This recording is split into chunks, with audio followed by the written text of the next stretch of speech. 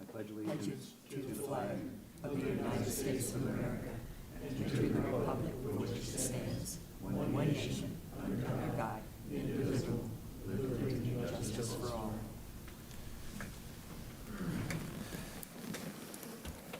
I now call the scheduled meeting of the Brevard County Board of Adjustments to order. We have a quorum present, and we're ready to move forward. Would Mr. Bodie from the Planning and Development Office please describe the function and operation of the Board of Adjustment to our applicants and the audience? Yes, Mr. Chairman. The Board of Adjustment is a quasi-judicial body established by the Board of County Commissioners under Chapter 62, Article 2, Division 4 of the Brevard County Code. The Board of Adjustment is empowered to hear requests for variances to the zoning regulation and the sign regulation in Chapter 62, Article 6, and Article 9. Pursuant to Florida Rules of Appellate Procedure, any person or persons jointly or severally aggrieved by any decision of the Board of Adjustment may, within 30 days after the date the order is signed, apply to a court of competent jurisdiction for appropriate relief. Mr. Chairman, you have 5 items on your agenda today. Thank you, Mr. Bodie. Mr. Huffman, would you explain the definition of an undue hardship, please? Yes, Mr. Chairman.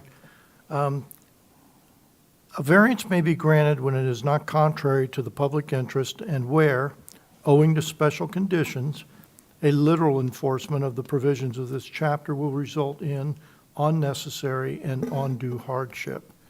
The term undue hardship has a specific legal definition in this context and essentially means that without the requested variance, the applicant will have no reasonable use of the subject property under existing development regulations.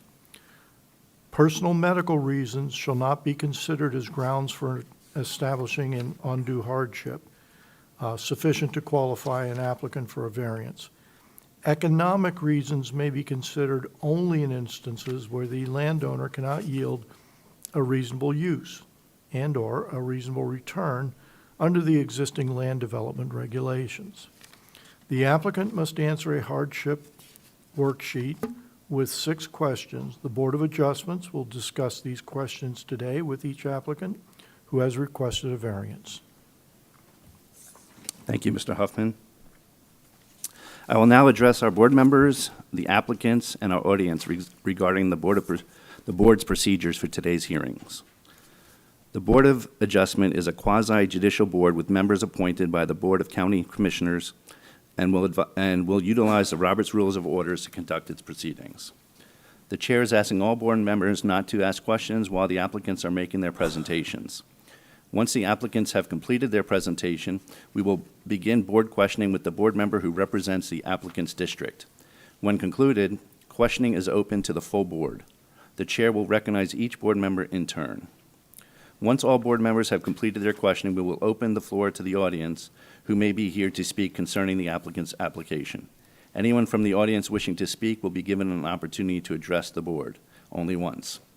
At the conclusion of public comment, the applicant will be given additional time for rebuttal, as well as to present their final comments. Once completed, no further comment will be heard from the applicant or the public. The action then moves to the board for discussion and action. We will not use a timer for this meeting. Instead, we are asking each speaker to be concise in what they have to say. It is important that you stay on the subject and avoid information that is not relevant. All persons speaking must provide their name and address for the public record. Those wishing not to verbally state their address may ask the clerk at the podium for an address card. Please fill it out and return it to the clerk.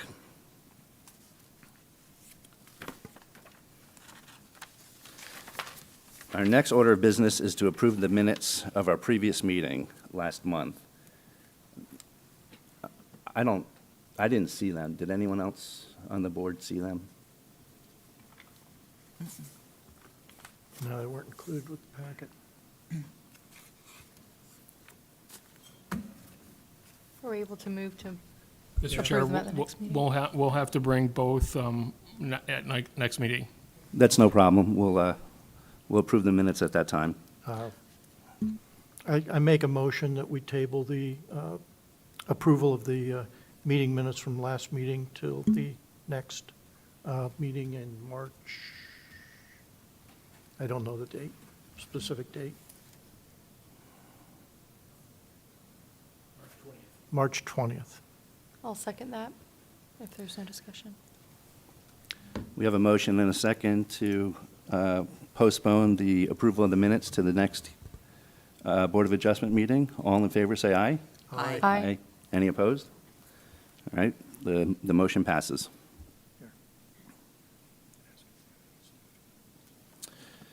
Staff, are there any announcements from your office? Item G1, there is a updated survey that was emailed to you this week, along with paper copy that is there. The updated survey shows a delineation of an observation deck that was part of the discussion at last meetings, but that's the only item.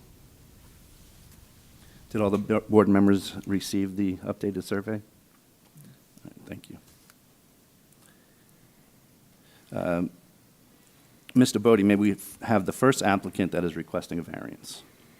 Yes, item G1. This item was continued from the January 17th BOA meeting. Application is 23V00044, Bradley W. and Aleta K. Sinclair. Request variance of Chapter 62, Article 6, Brevard County Code as follows. Variance for number 1, Section 62, that's 2109C, to permit a variance of 2 feet over the 4-foot maximum height allowed for a fence/wall within the 20-foot front setback. Variance number 2, Section 62-1341-5A, to permit a variance of 13.7 feet from the required 20-foot front setback for an accessory structure. Variance number 3, Section 62-1341-5B, to permit an accessory structure to be located forward of the front building line for the principal structure. Variance number 4, Section 62-1341-5B, to permit an accessory structure to be located forward of the front building line of the principal structure. And variance number 5 is also Section 62-1341-5B, to permit an accessory structure to be located forward of the front building line of the principal structure in an RU-1-9 single-family residential zoning classification, and this is located at tax account number 2611575 in District 4. Thank you, Mr. Bodie. Will the applicant please step forward to the podium?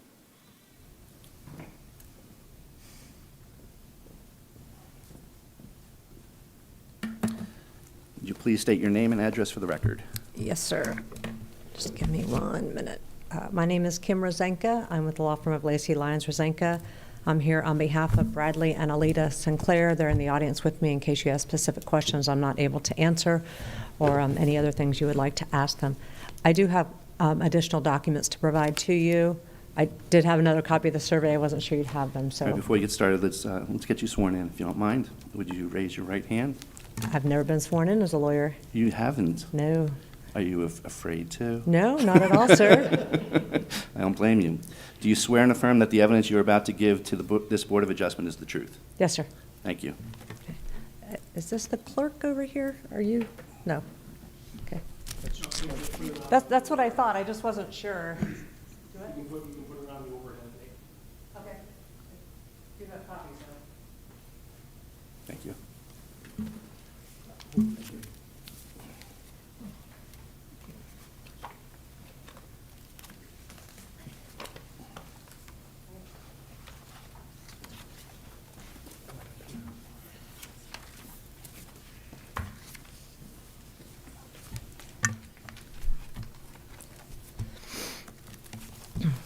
As Mr. Bodie mentioned, we are here on 5 variances.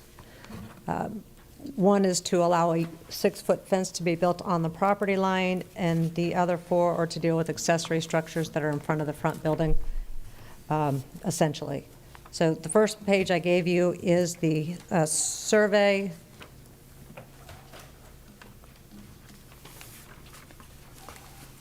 And that survey just was changed to deal with an observation deck that appears to be a structure on the northern edge of the property next to the pier, the dock.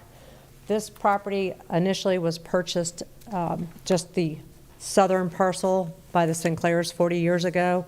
It's an old historic house. The two structures to the north of there, closest to the road, is an old garage. Behind that is an old cottage, and they have been there well over 40 years. Also on this property are tall historic trees, 40-foot tall pine trees that have been there for 80 years.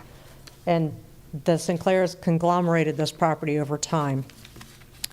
The second document I gave you with the yellow and blue lines, the yellow line is where the current 4-foot fence is, and the blue line is where they wish to put their 6-foot tall fence. The reasons for the 6-foot tall fence is because this is an old subdivision. The houses are close together. They have a lot of transients down here. They have a lot of Airbnb down here, and it's for safety purposes and privacy purposes. As we'll go through this property, you'll see they've had a lot of construction traffic. They've had people parking on their lawn. They've had people breaking into their wooden fence. They've had criminals dropping stolen cars on their property, throwing bumpers on their property over the 4-foot fence and things along these lines. Also, there's construction going on all the time. There's construction on US 1. They're repaving US 1 just to the west of here. So it's really about safety, buffering, and to keeping them safe from all these trespassers and transients. There's Airbnbs in the neighborhood. They've found people on their property that have walked along the water line. So that second document is where they wish to put the fence. The third document is the 1927 plat, 26 plat of Coquina Ridge that shows where this area is. I don't know if you've had the opportunity to go by and look at this neighborhood, but it is very eclectic. It is up and coming. Variances are being granted regularly in this area because the properties are a regular size, as is this property, because they've conglomerated it together. They've inherited some of these sheds and docks and things like that. So the Coquina Ridge plat, the lots 18, 19, 20, and 21, that's the property that's at issue today. And as you can see, these are irregular lots. There's the old marina on the south side of that that's in the in the process of being rebuilt, in case you're looking for a frame of reference.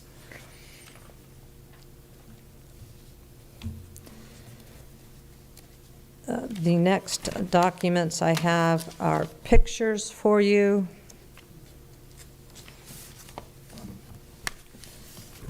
The first picture shows the current 4-foot fence and the driveway. That is the garage, and behind it is the shed. Those are in front of the, these are the ones that are in front of the main structure of the house. So that's what's being requested as the, Excuse me. Which picture shows the 4-foot fence? this one, the first picture in the packet I gave you. Okay.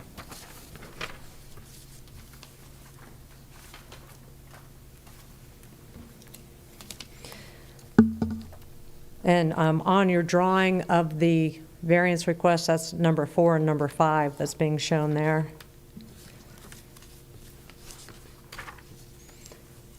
The next document, that is the cottage behind the shed. That would be number 5 on the list of variances.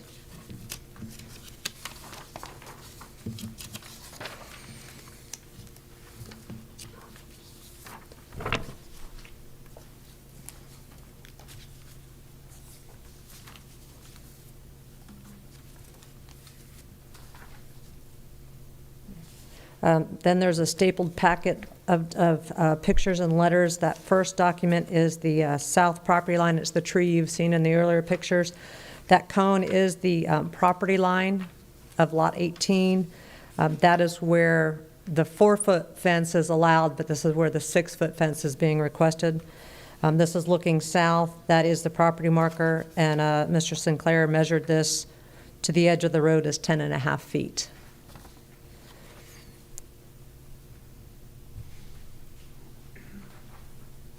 The next two pictures, the one on the left, That is part of the current wooden fence. Somebody just busted through that, pushed it through, and trespassed onto their property. And that was on January 6th of 2024, just this year. The second picture is that same cone you saw before, but looking north, and that's on the property lines. That's where the 6-foot fence would be. And this is just to show you where that fence line would be. That, I believe there's a bush down on the north end, and that would be taken out to accommodate the fence, so that would increase the visibility in that area as well. The next is a series of letters from the neighbors supporting this variance. Several of these neighbors have received their own variances, and they explain why they are in support of this. John Crawford has no objections, talks about the road noise, the lighting, the frequent criminal presence due to homelessness, the noise of the Bright Line train, and there's a similar fence variance granted at 4429 Coquina Ridge. The next letter is from Jeffrey Giovanni, who also lives on Coquina Ridge area. And he supports the variance, talks about ongoing nuisances of Highway US 1. It's imperative to make certain accommodations to deal with increasing noise, light pollution, foot traffic in the neighborhood. Coquina Ridge was established so long ago that each home is unique and rustic in its own way. That is what gives this neighborhood its character and why the variance will go unnoticed by all of the residents. The next letter is from Esther Tomskazi, who says that she was aware of similar variances approved for other properties and hopes you grant the Sinclairs their request as well. The next is from Paul Barobi. He is the one at the south end who is developing the marina.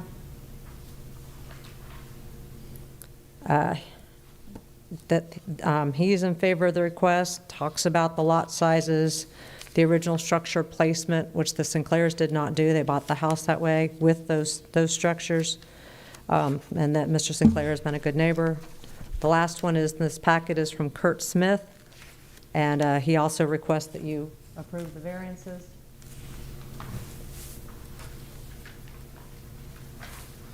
Mr. Berube, that's Kurt Smith.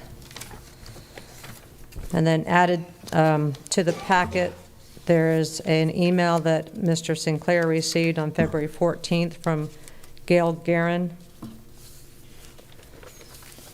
She lives in Coquina Ridge, and she believes that this will improve the appearance of the street and make it a safer neighborhood. I've also provided you with a police report that I did reference. This police report is dated December 29th of 2019. This is the incident that a individual stole a car from the car spot, went down Coquina Ridge, dumped the car in front of the Sinclair's house. The bumper had come off. They threw the bumper over their 4-foot fence, and that's where the police found it and got the fingerprints off it so they could find out who it was. The final document in your packet is Resolution 21 PZ0022. This is another instance of a variance that was given in this area. The Hardimans are in Lot 9, which is to the south of where the Sinclairs live, and it's also on the plat if you wish to look at it further. But they were given the variances to setbacks for accessory structures. They were actually given 2 variances, similar variances. Provided in your packet were a number of other pictures that were taken. Pictures of Paul Barubi's wall, who also has a 6-foot fence on the property line. That's the teal blue. There were pictures of random vehicles parked along the side of the road.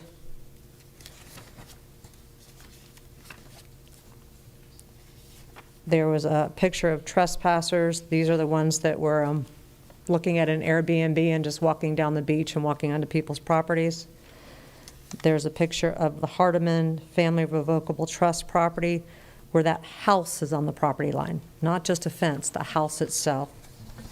And again, this is in your packet, that's this one right here. And there's another picture of it.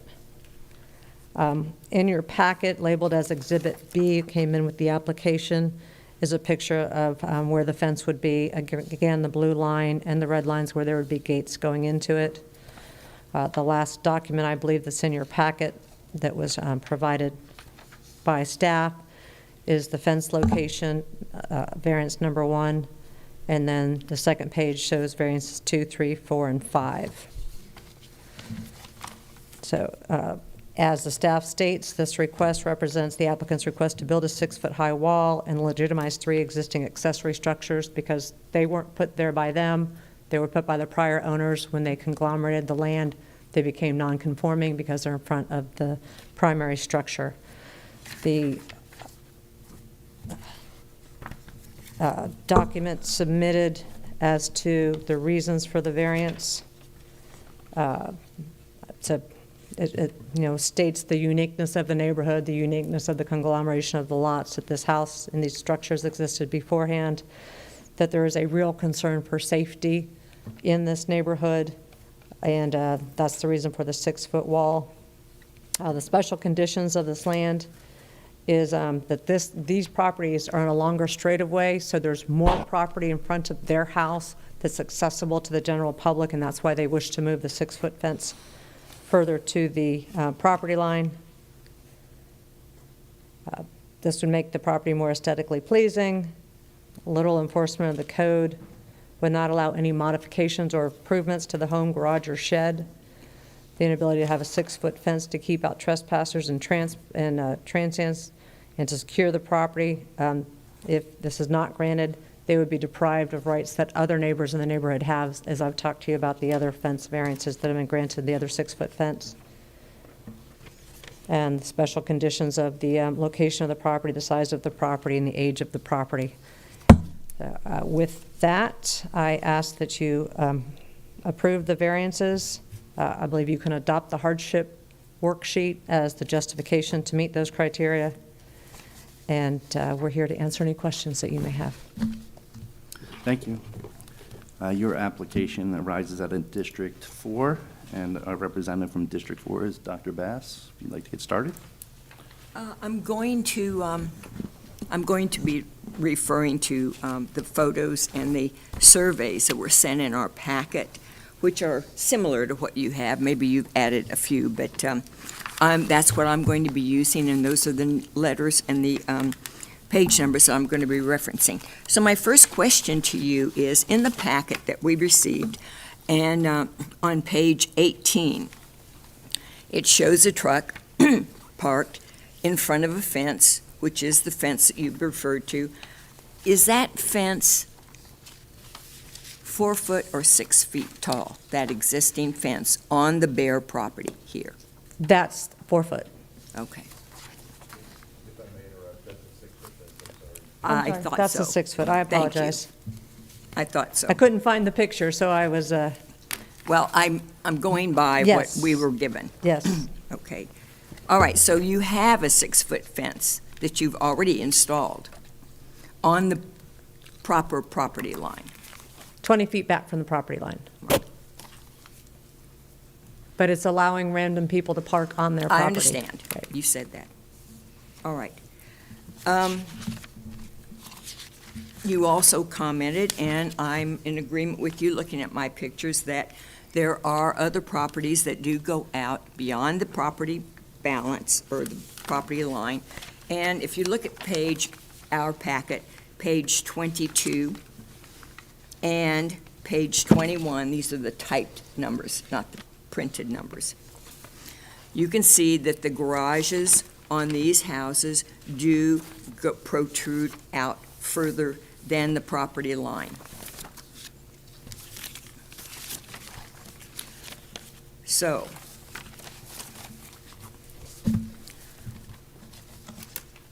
I would like to say that your special condition, according to what you've written, is the existence of the buildings on the property, prior to purchasing the various lots that are shown in the survey, our survey, which is revision dated July 19, 2022. Right, you got that? That's the survey that I have, which is actually on printed page 14 of our packet. There is 2, 3, 4, and 5. The special condition is the existence of the buildings on the property prior to purchasing the lots. And those are shown, as shown, in dated July 19, 2022, request 2, 3, 4, and 5. And again, that's on type page 14 that we have, they're shown here. And as I showed you, there is an example, 2 examples of that in the area. I've driven this area. I drove it at night and I drove it in the daytime. So the photos are accurate.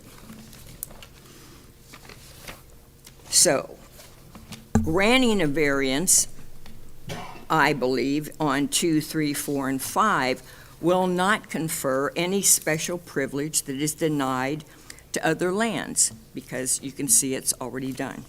All right. Let's go to item 1, which is on the other copy of the survey. That's on typed page 13.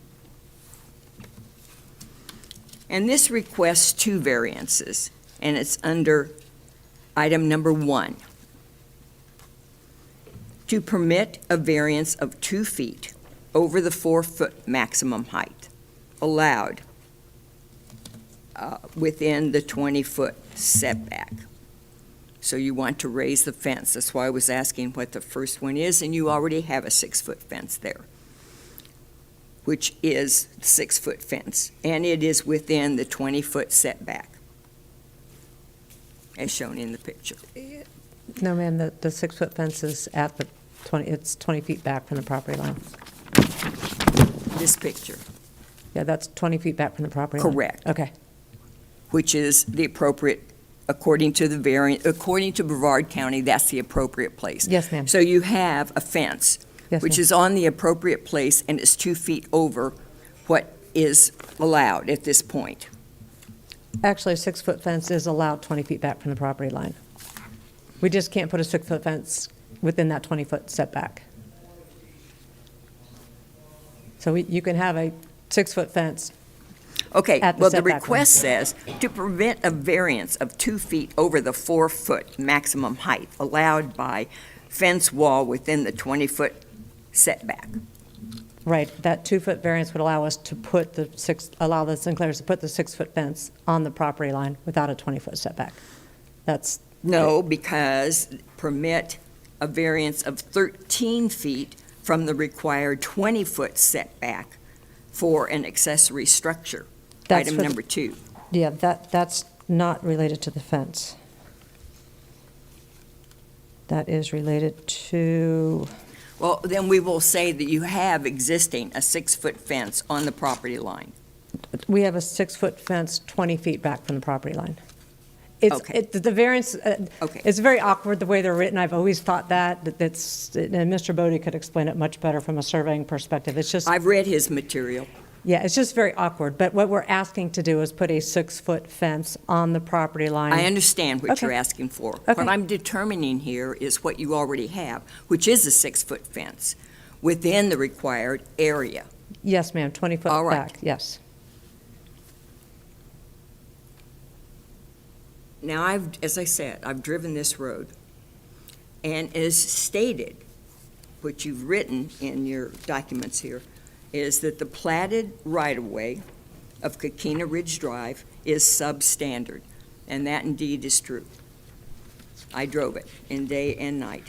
The asphalt width of an average of less than 20 feet with no shoulders or sidewalks. And that's according to your documentation, and that is true. You can see it here in the pictures, some of the pictures.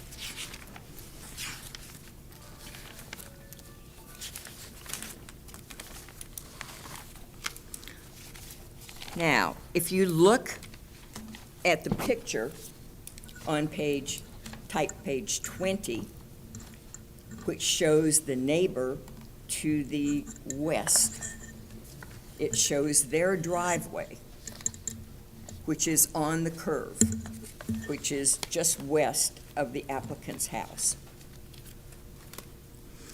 Now, the lighting at night, as stated, is extremely poor. And you can see that there's plenty of foliage there. I pulled into this driveway to turn around just by accident. I came down the street and I pulled into this driveway to turn around, and it is indeed on the curve. And you can see that in one of the drawings, but, so what I'm driving at here is the driveway on this road is on a curve, and it already prevents a clear view of oncoming traffic. Plus, it's heavily foliaged, as shown in here, along the straightaway. See type page 20, which exacerbates a blind traffic view, and I was doing this at night. So, to permit a variance of a 13-foot setback from the required 20-foot setback will definitely cause a blind spot in the traffic, oncoming traffic for the neighbor to the west. And I had that on one of my pictures here.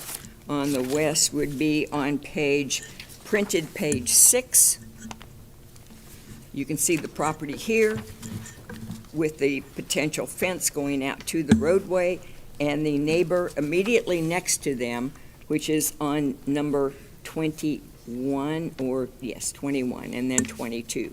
But you can see there's a curve there going onto US 1. And at night, you cannot see well on that curve. And a 6-foot fence on the roadway is going to be detrimental to any person that's pulling out of this driveway. Ms. Bass, my pages aren't numbered because I I understand, and pulled that's them why off. I'm using what I had referenced. Is it possible if you use the aerial photograph or the Coquina Ridge plat to tell me what you're talking about? Because I'm really, I'm talking about this picture right here.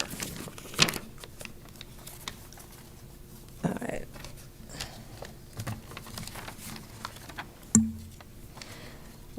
And variance number 2 is for an accessory structure. It's not for the fence.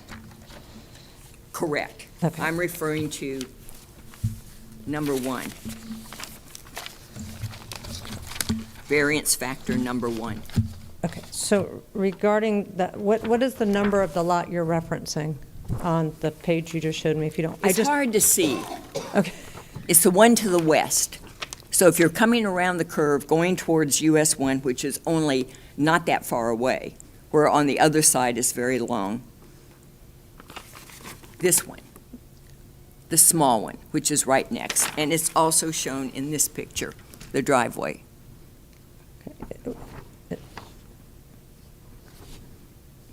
I mean, This driveway, which is this house.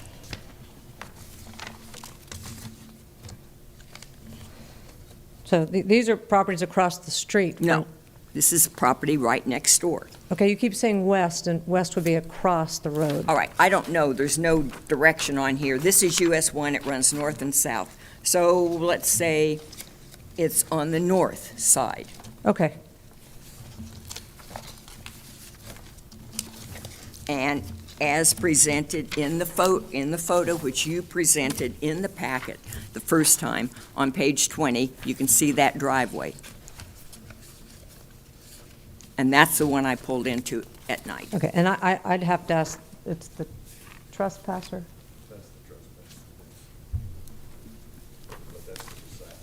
This is to the south? Okay. And Mr. Sinclair took this picture, so he says it's to the south, it's not to the north. All right, But I mean, I can have him address that. Not sure which driveway you're talking about. which driveway that I pulled into is the one shown Mr. on Sinclair, this can you drawing? Sir, up would to the you step podium? up to the podium, please?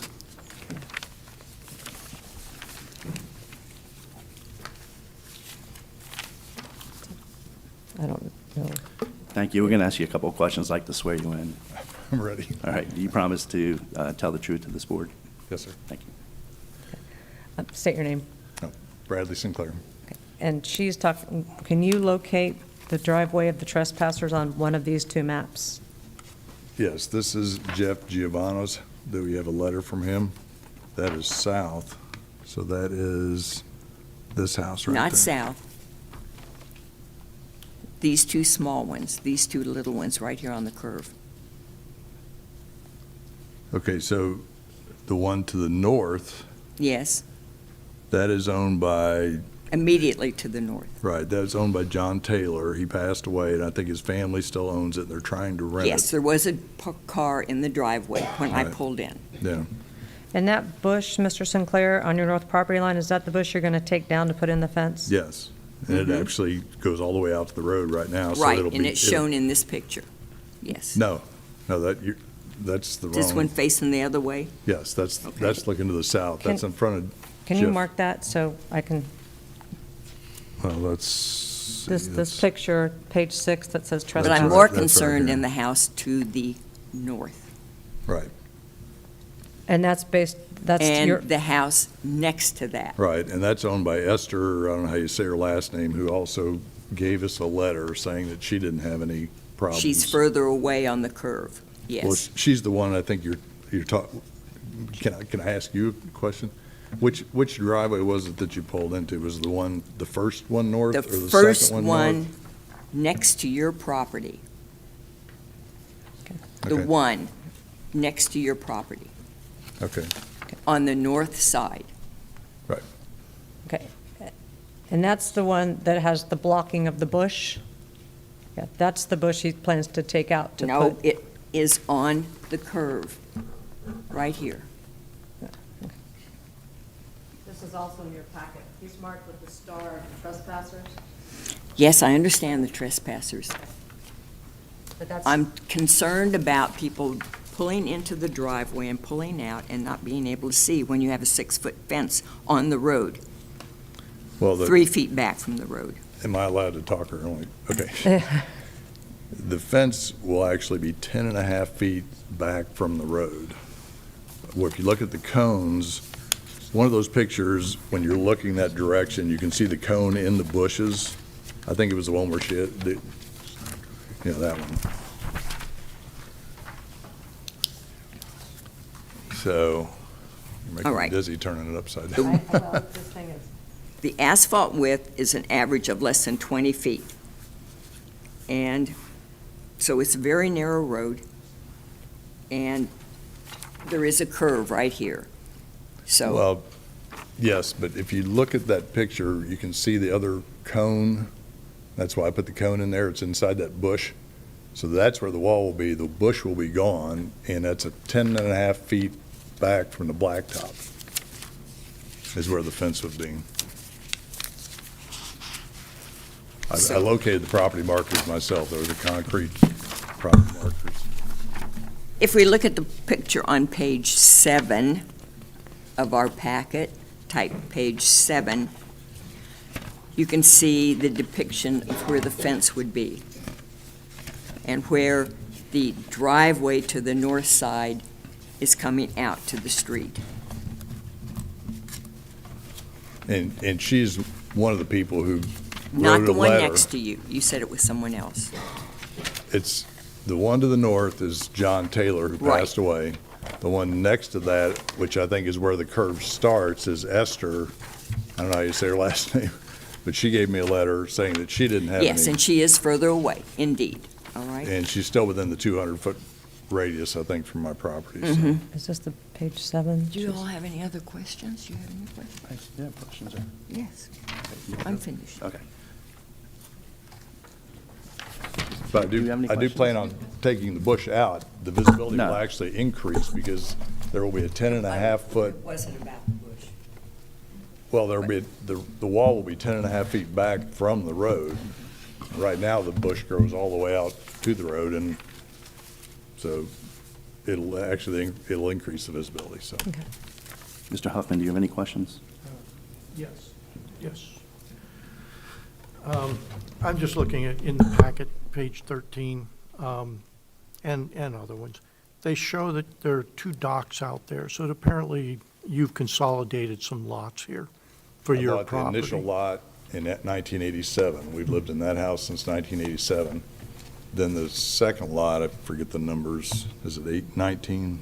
18, 19, 20, Okay, so we bought 19 in like 1995. And those buildings are there, they're labeled garage and shed. They've been there since the late 30s, early 40s, because they were part of a house that was on the next lot, which is 20, and that became available, and Let so me I help bought you it. by- I'm sorry? My only question was, Oh, okay, I'm do sorry. you have plans on subdividing and putting another house there? Only if I am going to be living in it, because I'm concerned because the neighbor to the south of me just bought that house and is planning on renting it out as an Airbnb. And if they do, the side setbacks are 7.5 feet. So my house is 7.5 feet from his. You would want to move, I- you'd want to I- rebuild. I've and- considered building a new house there for myself, but I have no plans on putting, So that's selling the it to reason anybody for the else. 2 gates. Yeah, so I can, and park stuff there. Right now, I know it sounds dumb, I got a lot of stuff, and all these garages have fallen down, so I have cargo trailers that I bought to keep my tools in, and I got antique motorcycles, and so that's why I have the gate, and I pull them back there. I've got 2 cargo trailers right there now full of stuff, so. The shed that's forward of the existing fence, from the pictures and stuff, it looks like it's kind of dilapidated. You can say And it that. also has a garage door on the front of it, but you're Right. not giving it access. No, I would You probably, planned it- no, I don't know what I'm gonna do, because it really depended on what you guys were gonna let me do, but I don't have any, I'm not gonna have a gate there to drive a car in that way, so I might put a little door on to drive a lawnmower out or something between there and wherever the fence might be allowed to be, but I think it just looks dumb with the building sticking out there in front of it, so, but, Okay. Mr. Chair, if I can just interject for a Sure. second. I heard a comment about Airbnbs or short-term rental. I just wanted to let you, as the board, know that short-term rental resort dwellings, as we call it by code, is not a use that is allowed in the current zoning district in this area, which is RU 19. Thank you. hey, can I make a comment on that?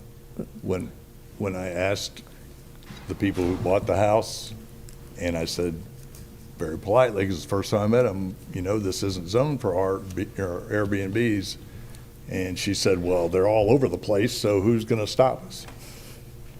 So, I mean, she goes, look around, they're everywhere, and they are. And I don't know, but I know it's not zoned for, because it's in the county, it's not in the city or whatever, so.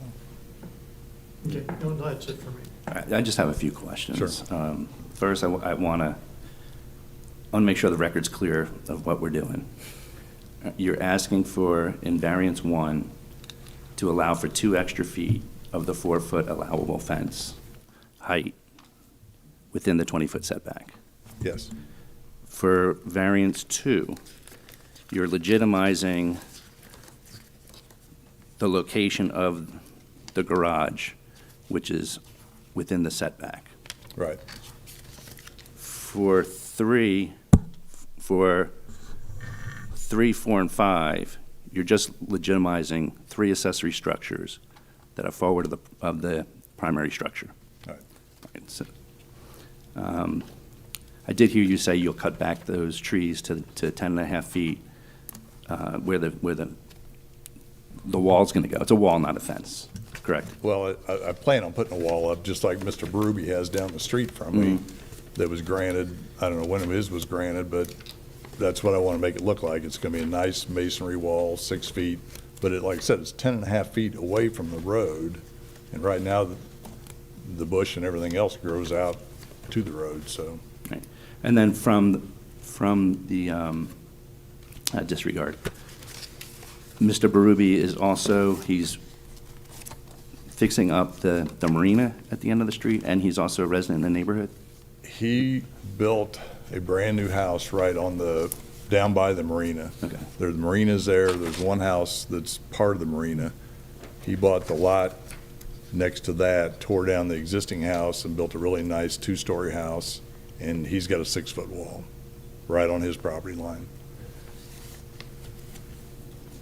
And it was there before he bought the house. It was granted, I don't know when it was granted, years ago. I don't have any more questions. And I have a letter from him also saying that he's. We saw that in the packet. Yeah.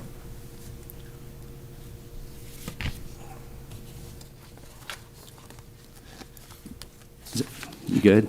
Yes, sir. All right, you may step aside just for a second. Is there anyone in the audience who would like to speak in favor or in opposition to this variance request? Seeing none. We were provided several letters here in the meeting. They become part of the record. Did we have any other letters in favor or opposition? No. Do you have any final statements or comments?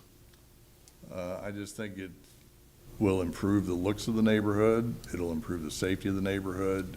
And when it's granted to my neighbor, it just seems like it's not really fair to, I know it sounds dumb like a little kid, but it's not fair to let him have a 6-foot wall and me to not have one. The problem is that everybody wants to get to the river. Everybody wants to get down there. And before I bought that northernmost property, people were using it like a public park. They were coming in there, going down the dock, fishing, partying. I ended up buying it and overpaying for it just because I wanted to stop it. And the reason that I have the 6-foot fence there, it's 20 feet back from the property line, that wooden one that's fallen down because the hurricanes have been slowly blowing it over.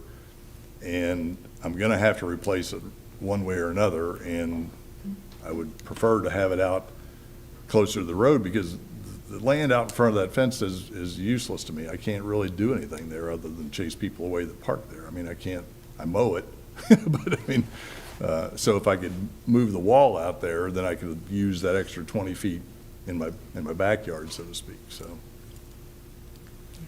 That's pretty much it, so. Thank you. Sounds Anything good. You else? can be seated. Thank you.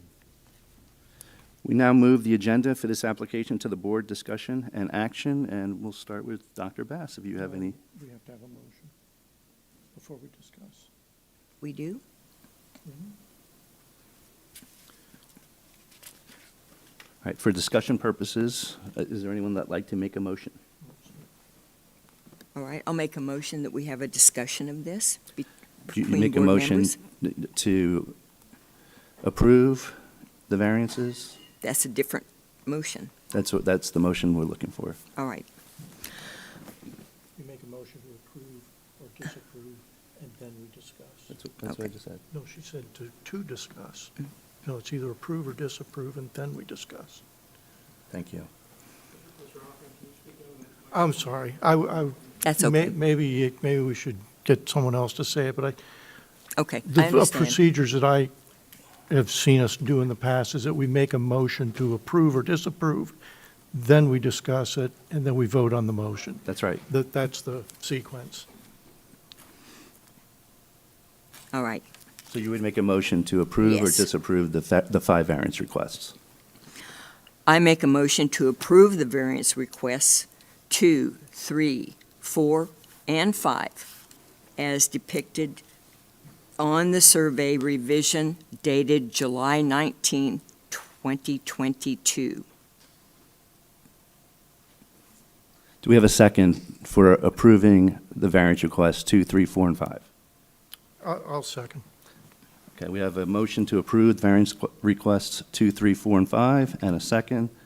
We'll now move for discussion on just those variance requests, and we'll save variance request number 1 for further discussion. A second motion. You can start with any discussions. Yes, 2, 3, 4, and 5, as I said in the beginning, those were on the property prior to purchasing the various lots. And the special conditions and circumstances for those buildings are not a result of the actions of the applicant. And that is in accordance with our requirements, our statements in the variance. document that's signed. So I think that 2, 3, 4, and 5 is valid. Any other discussion on 2, 3, 4, and 5?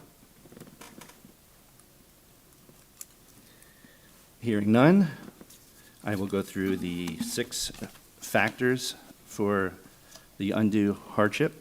And in order to authorize a variance, the Board of Adjustment, through a majority vote, must find all the factors to exist. And I'm going to read this once, but it'll apply for 2, 3, 4, and 5. It'll also apply to 1 that will be coming up shortly. That special conditions and circumstances exist that are not applicable to other lands, structures, or buildings in the applicable zoning classification. That the special conditions and circumstances do not result in the actions of the applicant. That granting the variance requested would not confer on the applicant any special privilege that is denied by the provisions of this chapter to other lands, buildings, or structures in the identical zoning classification. That literal enforcement of the provisions of this chapter would deprive the applicant of rights commonly enjoyed by other properties in the identical zoning classification under the provisions of this chapter and constitute unnecessary and undue hardship on the applicant. That the variance granted is the minimum variance that will make possible the reasonable use of the land, building, or structure. That the granting of the variance will be in harmony with the general intent and purpose of this chapter, and that such use variance will not be injurious to the area involved or otherwise detrimental to the public welfare.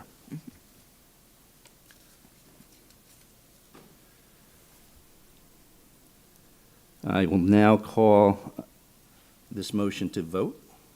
All in favor, say aye. Aye. Aye. Aye. And the variance request for variance 2, 3, 4, and 5 passes unanimously. What's your pleasure to variance request number 1?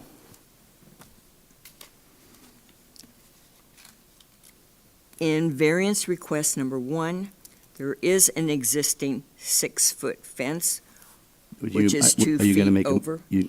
We're ready to make a motion All to right. either approve it or Okay. disapprove it. I make a motion that we disapprove item number 1. We have a motion to disapprove item number 1. Do we have a second?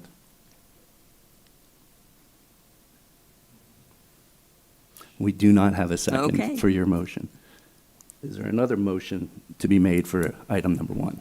I would like to make a motion that we approve variance number 1 as depicted in the application, which is related to the moving forward of the 6-foot fence to closer to the property line. We have a motion to approve variance request number 1. Do we have a second? Second. We have a motion and a second to approve variance request number 1, and we can begin discussions at this time. We All can right. start with you. I think I've already said, I've driven that road, and having a 6-foot fence, which is above the maximum 4-foot, there's two requests here. One is to raise the height of the fence, and the other one is to bring it out closer to the road. The property owners already have installed. I just want to interrupt real quick. Yes. I'm sorry to interrupt. I hate doing it, but variance request number 1, and Mr. Bodie, maybe you can clarify this. It's just for the height. It's just A for the 4-foot height to fence have it would within, be- it's for the height to have it 2 feet over the required 4-foot height Oh. and the 20-foot front setback. A 4-foot fence would be permissible at Yes. this Thank you. location. It's to have it at 6 feet Thank high you. and the 20-foot front setback. But it would still be on the setback. Yes. Correct. All right, thank you. Oh, very good, thank you. All right. Okay. Anyone else for discussions? I'm also familiar with that neighborhood, and there are other walls and obstacles, natural and man-made, on that, on Coquina Ridge Drive, and I don't see that this is going to substantially add to any visibility problems that are either already existing or not being a visibility restriction at all. So I'm in favor.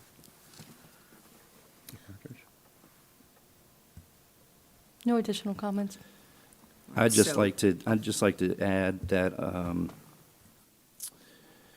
what I've noticed from your discussions and from the presentation is that The applicant's driveway is on the very far side from that curve, at the south side of the property.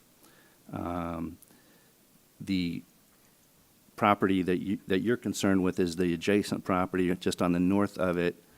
Look at just about where that curve's starting. The curve itself is in the opposite direction of where the wall or the fence is going to be constructed. And the wall will be 10.5 feet back from the street, and the bushes that are currently there will be trimmed back that 10.5 feet. So I actually think it'll increase visibility. And I'm also believe that wall, compared to what is there now, will improve the aesthetics of your property and the neighborhood. Mr. Bodie, Yes, ma'am. would you please define item number 1 again, which is to add 6 feet to the fence? No, it's to add 2 feet over the 4-foot permitted in the front 20-foot setback. All right. Thank So you. it's for a 6-foot fence. Thank you. So without the variance, a 4-foot fence would be permissible. And we're asking for a variance to add 2 feet to that fence. Yes. Thank you. Okay. Any other discussion? All right, I will now call the vote. All in favor of approving variance request number 1, please say aye. Aye. Any opposed? Variance 1 also passes unanimously. You're welcome.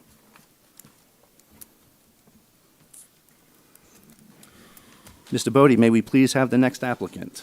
Yes, item number 2, variance 23V 00046, Jeff Haggard. Request variance of Chapter 62, Article 6, Brevard County Code as follows. Variance number 1, Section 62-1340, 5B, to permit a variance of 1.5 feet from the required 7.5-foot side west setback for an accessory structure.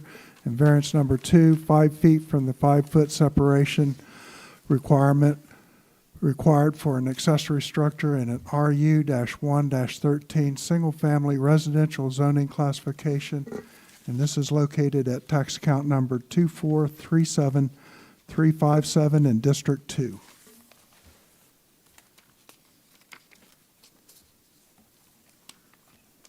Also, this item was tabled last January 17th to this meeting.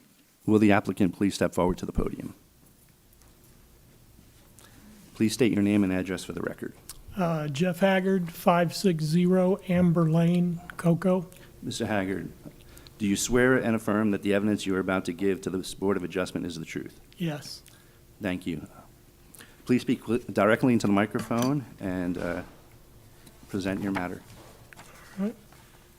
I'd like to request a 1.5-foot setback or variance from the 7.5-foot setback on the side of the side setback from a metal building, storage building that I'm putting in at my house. This is the setback to the side property line. And I need this because we put the building in according to the original survey. The building permit survey was the one done in 1998 when I bought the property. And we got the building was finished. We got a foundation survey, which was different from the original survey by 1.5 feet. I've got a drawing.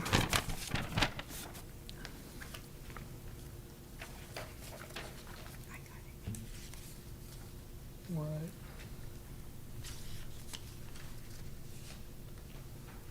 You can see the,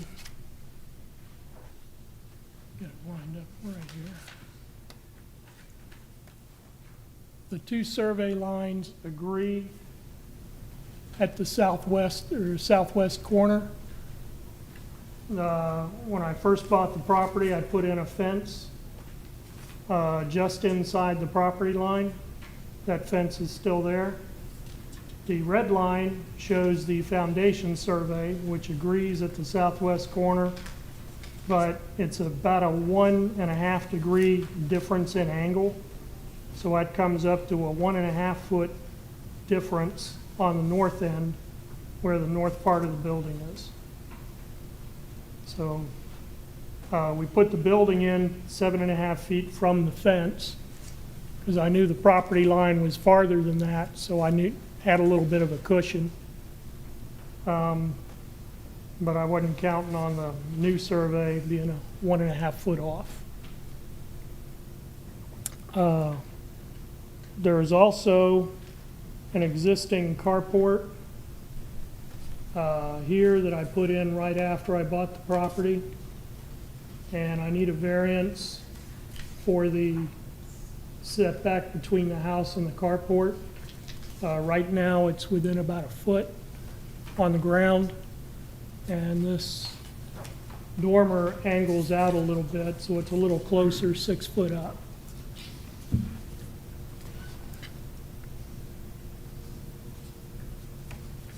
And I need the variance to get the CO. The building is finished, and I just need to get the CO, but I need the variance to get the CO. Thank you. Your application arises out of District 2, which is the district I represent. I do have a few questions. All right. Let's start with the shed or garage structure that was recently built. You did properly pull permits for that. Yes. And you were approved by the county to build that structure the way it was presented with the survey that was presented at the time. Yes. And it wasn't until after the structure was purchased that a new survey was created that showed differently by 1.5 feet. Yes. Okay. And then for the carport, when you built that in 1989, did you pull permits for that? I didn't put it in. The carport guy put it in. Okay, I told him what I wanted. He did everything. right. So you don't know if he pulled permits for that? I assumed he did whatever he needed to do. It was a commercial business. The design of the carport is such that there are no walls on the front or the sides of the carport. That's correct. Is that correct? So Yes. So you can walk straight through the carport right into the backyard without any obstruction? Well, there's a fence. Where's the fence? The fence is, this is the carport. There's a fence, a screen porch goes right here. But if emergency personnel had to access the backyard for a safety and emergency reason, they can access it through the carport? Yes, they can go through the carport, and then there's a door and the screen door right here. Okay. The carport's screened in? No, the screen is behind the carport. The carport's not causing any obstruction No. itself? No. You're saying there's a fence, there's a screen, but the carport itself is open air? Right, the carport is open on the front and 2 sides. Okay, It's got a wall on the back. thank you. Anyone else on the board have any questions?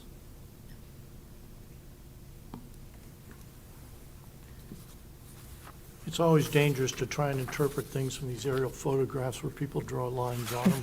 It's not really a survey, but the survey that you presented to us does not talk about anything that's on the other side of that boundary where you have built the new structure. Right. What's on the other side of that boundary line? I've got a neighbor over there. I don't think I have drawings or anything. Here's the foundation survey. Shows.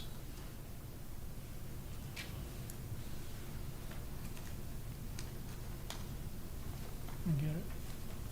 Maybe it's that way, okay. There we go. Just on the other side of the property line, there's a house over here and another metal shed, almost identical, right on the other side of the property line. His Okay. is a little taller. Okay. You still have a 7.5-foot clearance between the garage and the fence? Yes. Okay.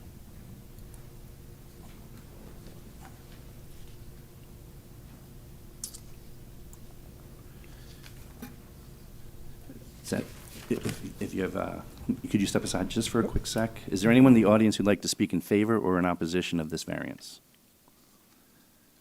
Seeing none, you can step back up to the podium. Do you have any final statements or comments to make? Right here, it shows that this is the foundation survey, which was done recently. It shows that the two corners, the two surveys agree at this point. The 0.5 foot, it shows a 0.5 foot distance between the property line and the existing fence, which is where I remember putting it in '98. It's just the angle of the property line is 1 degree off between the '98 survey and this survey. Thank you. It's in my district, but as the chair, I cannot make a motion. So is there anyone else on the board who'd like to make a motion? I'll make a motion that we approve the variant as depicted by survey. We have a motion to approve both variances as depicted in the survey, and a second to approve both variances as depicted in the survey. I will go through the 6 undue hardship criteria.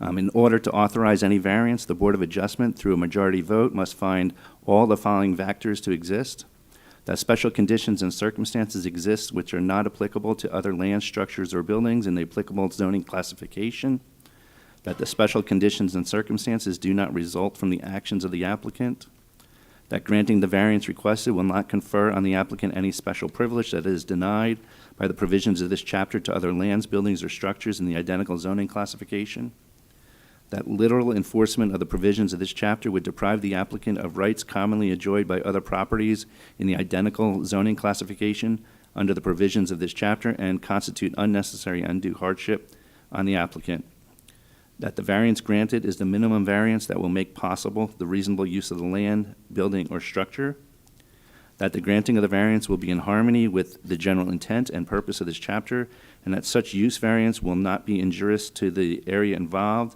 or otherwise detrimental to the public welfare. I will now call to vote.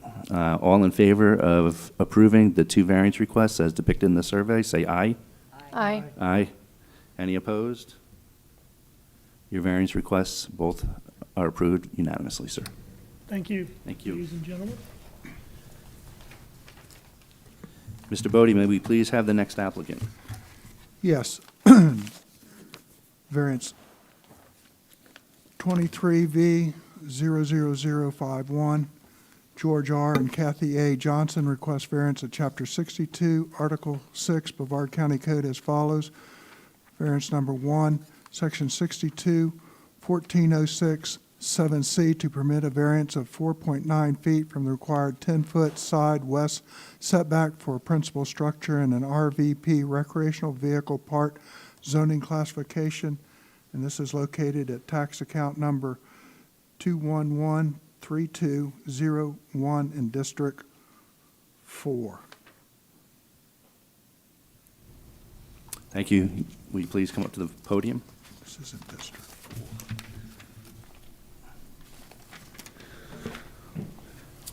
Will you state your name and address for the record, please? George Johnson, 2744 Bates Place, Titusville.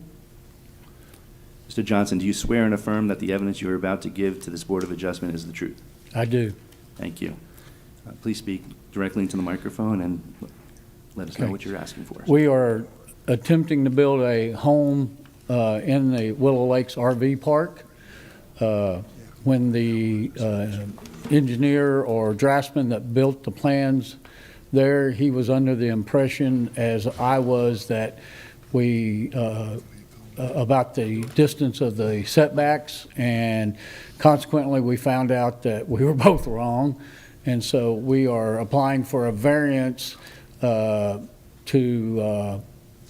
shorten the setback on the west side to allow us to put a enclosed RV garage and to maximize the room that we have on that lot. The lot's predicated by a usage restriction, and so we're trying to get the maximum use out of it that we can.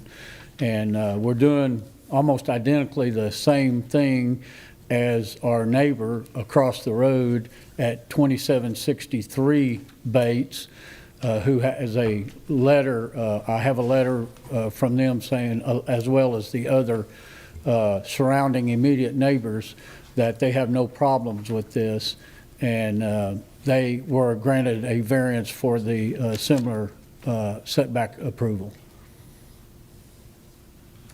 Mr. Chair, before we go any further, I need to make a correction. This item is located in District 1, not as Paul read into the record as District 4. Apologize for the mistake. Thank you, Mr. Ball.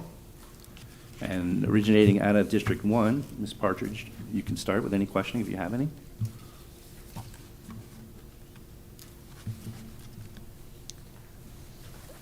Just to help me out, you said, which neighbor did you say had a similar? It's in Willow Lakes Variance. RV Resort. It's just north of Parish Hospital, right on US 1, just before you get into Mims. Okay, and I'm sorry, which, you said one of your neighbors here had a Yes, similar it's variance Mark and approved? Joy Morris. They live at 2763, which is right across the road from this lot, and one house to the, one house to the west. Okay. And I've got pictures of the, this is their lot. Just so you're aware, if you show those pictures, that they have to be part of the record. So unless you want to give them to us after, Okay, then. I can give them to you, but I offered them when I submitted the variance, so. It's your you can choice. have It's your them. choice. Yeah, no, you can have them. That's not a problem. If I can figure out how to.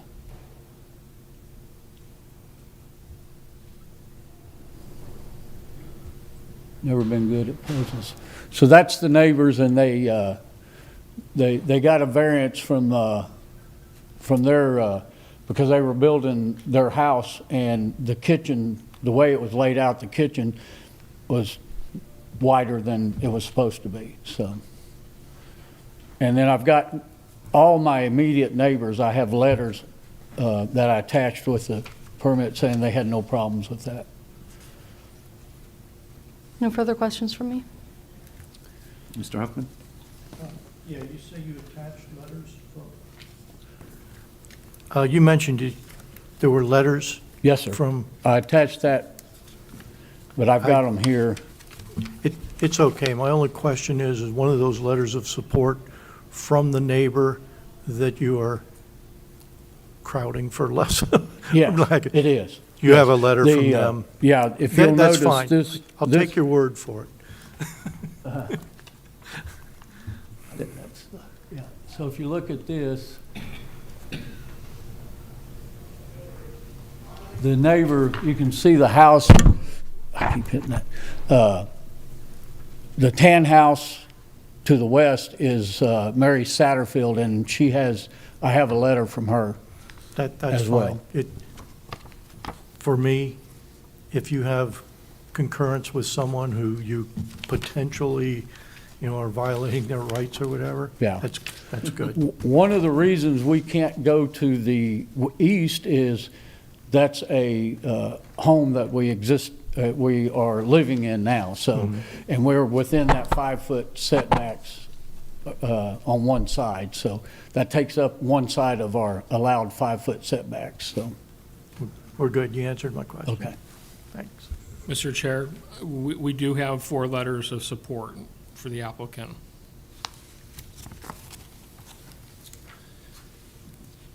Were the board members provided them? Or I is that, believe- is that with the permit, I application? just checked, it was not included in the packet, but it was in our paper file. Okay. You may stand aside for a second. Is there anyone in the audience who would like to speak in favor or opposition of this variance request? Seeing none, you could step back. Do you have any more comments or final statements to make? Thank you. You may be seated. Hold on, sir. I think we do have a question from another board member. Yes, I wanted to ask Mr. Bodie, there's two drawings here in this packet, and one looks like it was in 1973. The other one is more clear, it's are these both drawings in 2023?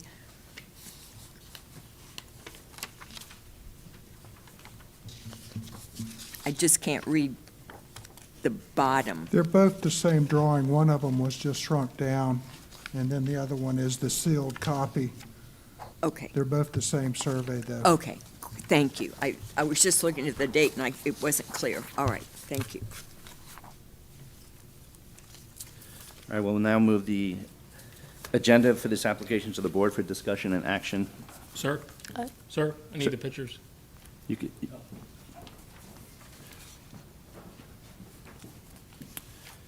is there a motion? I'd like to move to Thank you. approve the variance as depicted by survey. We have a motion to approve the variance as depicted in the survey. Do we have a second? I'll second. We have a motion to approve and a second to approve the variance as depicted in the survey. Do we have any further discussion of the board members? No? All right, with that, I'll go to the reading of the undue hardship definitions. In order to authorize any variance, the Board of Adjustment, through a majority vote, must find all of the following factors to exist: that special conditions and circumstances exist which are not applicable to other lands, structures, or buildings in the applicable zoning classification; that the special conditions and circumstances do not result from the actions of the applicant; that granting the variance requested would not confer on the applicant any special privilege that is denied by the provisions of this chapter or to other lands, buildings, or structures in the identical zoning classification; that little enforcement of the provisions of this chapter would deprive the applicant of rights commonly enjoyed by other properties in the identical zoning classification under the provisions of this chapter and constitute unnecessary and undue hardship on the applicant; that the variance granted is the minimum variance that will make possible the reasonable use of the land, building, or structure; that the granting of the variance will be in harmony with the general intent and purpose of this chapter, and that such use variance will not be injurious to the area involved or otherwise detrimental to the public welfare.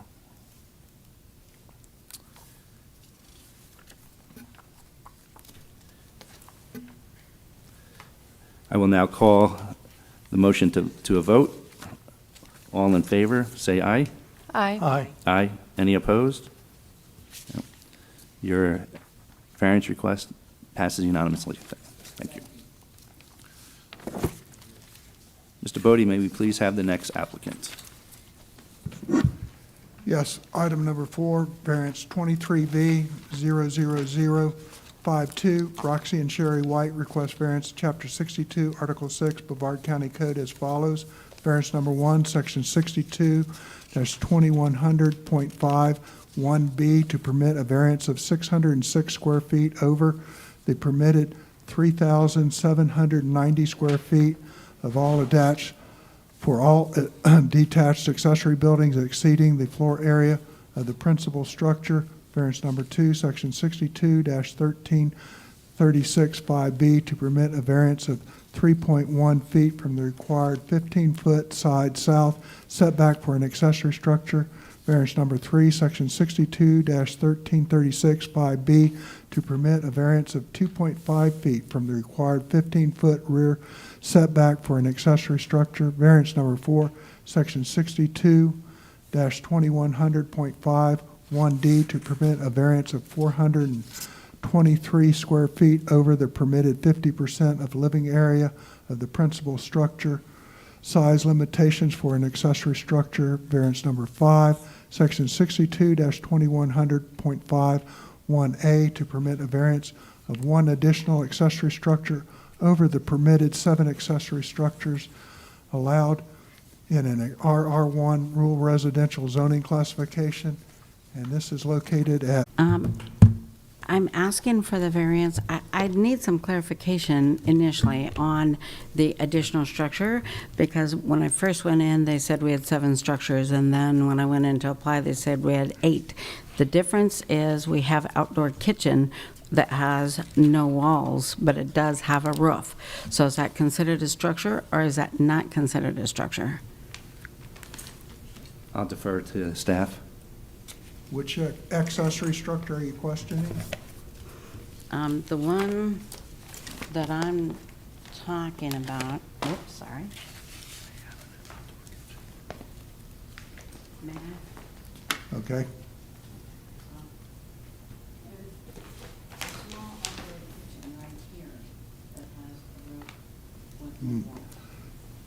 This one here? That's- Yes, that's considered an accessory structure. It's a covered area. Yeah. Yes, that's an accessory structure, yeah. Yeah, we added them all up is how we got that on, per your survey here. Okay. So then, our request is that we have the additional structures, one additional structure, of course, and then it's too close, it's like 2 feet, I believe, too close to the property line. And so we needed a variance for that. The other is that we have a 2-story block building that was permitted and done before we purchased the property. And they're saying that that is, I believe, 2 feet too large. And so we're asking that, because that was done prior to without any knowledge of us, that be permitted. Do you mind if we just go through each of the variance requests and discuss them one-on-one? Ms. Partridge, do you mind if we? It's hard to remember all of it. If I ask a few questions first? All right, thanks.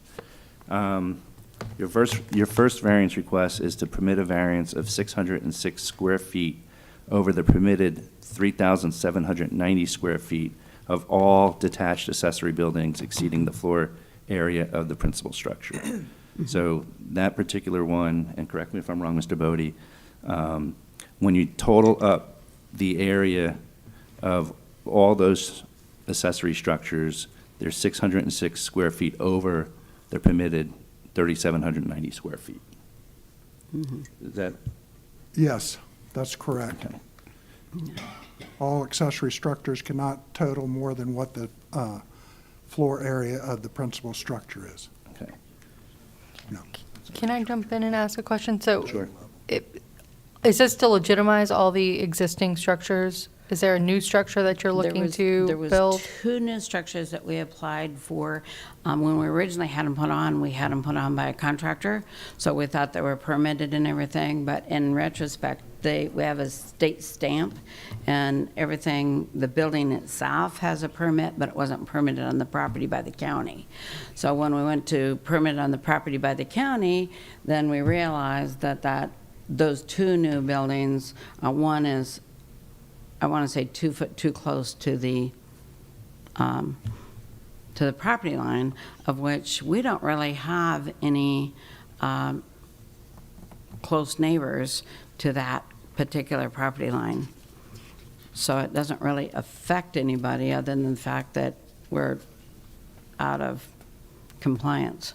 So we can't we've applied for the building permits for both of those, but we can't get them until we get through this to know whether we can even have the structure there, or whether we have to remove it, or we have to move it. Move it, or... So that's You what don't ended- anticipate any more construction? No. The construction's been done? The structure, yeah, it came on the property. We purchased the building, contractor brought it and set it on the property, so there is no more construction. Okay.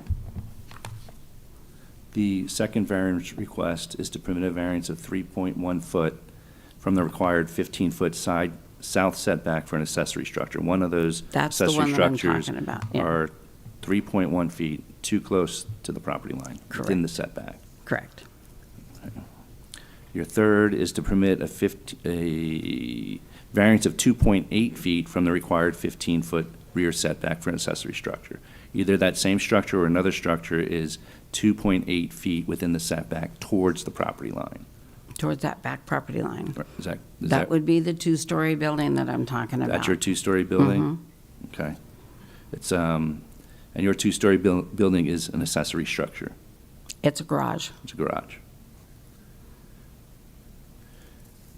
Your fourth variance request is to permit a variance of 423 square feet over the permitted 50% of the living area of the principal structure size limitation for an accessory structure.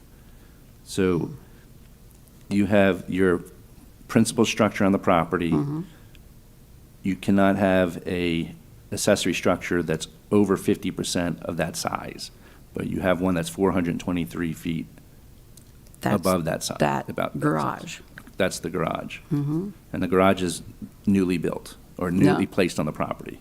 No, Okay, that that one's- garage has been there, I don't even know when that was All right, that's permitted. That was pre-existing. before us, yeah. Prior to you Yeah. residing there? Correct. And then the fifth variance request is to permit a variance of one additional accessory structure over the permitted 7 accessory structures on the property. So you have 7 now, and you want to add an additional one. They dropped 2 structures. So that made 8 because we were told originally that that little outdoor kitchen was not a structure. So if I have to take the roof off the outdoor kitchen, I can do that. And we'll make it not a structure, so I'd only have 7. I wouldn't be one over.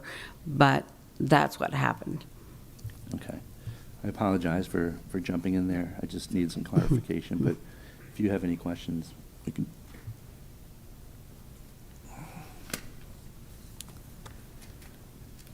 I'd like to see what other questions and what other discussion might come up. That helped answer a few of my questions. Mr. Huffman, do you have any questions?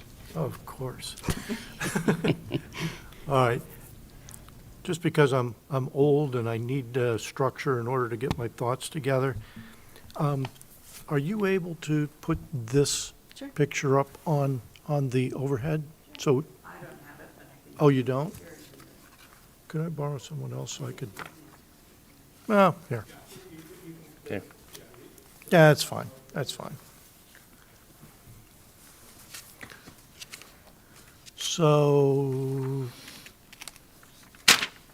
yeah, that'll work. So Friday Road runs north-south. So let's start on the side of the property that is adjacent to Friday Road, and that's on the top of this view. Correct. Nothing over there, we're not impinging any on that boundary, no setbacks, nothing against the Friday Road side. Okay? Going counterclockwise then to the north, because we only have a survey in this aerial photo, what is on the other side of your property line to the north? A road. It's a private road. A private Saturday driveway? Place. A driveway that goes back to another lot? It's a private road called Saturday Place. I don't know if you'd consider it a driveway. There's about 5 houses down there. Okay. Just keep going around, because I think that property line and then the one to the east, which would be the bottom of what's on the other side of that? Woods until you get to that house that you see.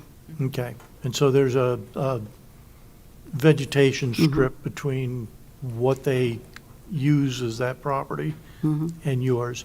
And then to the last boundary side, it looks to be a road.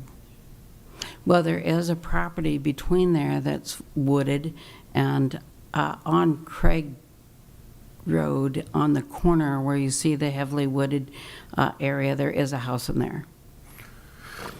No, I think I moved on to the next one, the one that is on the south side. The north arrow goes to the left, so the south side would be the property line on the right side of this picture, which I believe there's a road there according That's to. Saturday Place. Okay. So opposite Saturday Place on the other. That's side. Craig Road. So there is another road There is also another that- road. that comes right up close to the property line? Well, there is 2 lots in there. One is not buildable, and the other one has a house on it. The reason I'm going through all that is setbacks, for lack of a better word, impinge upon the rights of the property owners next to you.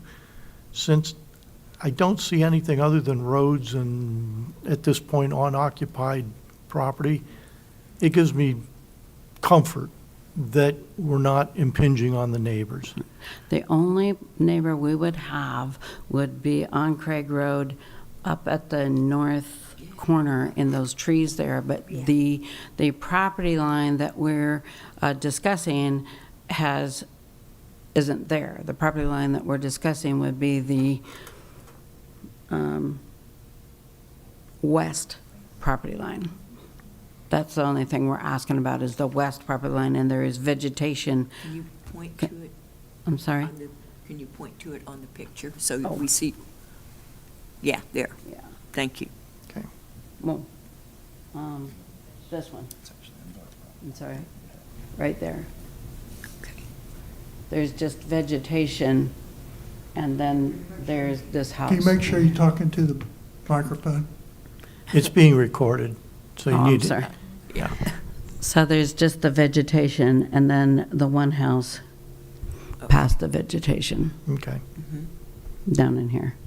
okay. That's answered my questions. That's fine. Okay. I had one question, and I think you already answered, I'm not sure, but on the, you said you wanted one additional accessory structure permitted over the 7. Now, the one additional, it was already there? No, what happened was, we thought we'd permitted it, but through the state, hadn't permitted it through the county. When the county came out, they said both of those had to be permitted, those 2 new structures. They're relatively new. And can you And- point to those on the picture again, just so I, yes, I'm looking at the right ones. They're Okay. small structures. Yes. And, And they're backed up by the wooded area. correct, Okay. on both sides. Yes, okay, all right. But you put that in, okay, just, okay. Mr. Chair, if I can just jump in for a second. Please. The survey that you were presented with shows 8 accessory structures. If the applicant is requesting an additional structure, that would make it 9. No. Okay, I just wanted clarification. So the structures that she's asking for is to legitimize the 8 that's already existing. That's Correct. Okay, Okay. okay. Thank you. Sorry, I've never done this before. Oh, that's okay. You're doing great. You can stand to the side and we'll see if anyone else has anything Sure. to say. Is there anyone in the audience who'd like to speak in favor or in opposition to this variance? You guys together? Please step to the podium. First of all, I've never done this before either. That's okay. The square around the, Excuse me. oh, Would you please state your name and address for the record? Bobby Deffenbaugh. I live on 4930 Shade Tree Street, Cocoa, Florida. Do you swear and affirm that the evidence you're about to give to this Board of Adjustment is the truth? I do. Now you may proceed. I've been a resident there for about 38 years. This is the first time I've been here. That square that she is going over, there are people that live there, and we just got a few people because we just heard about this hearing.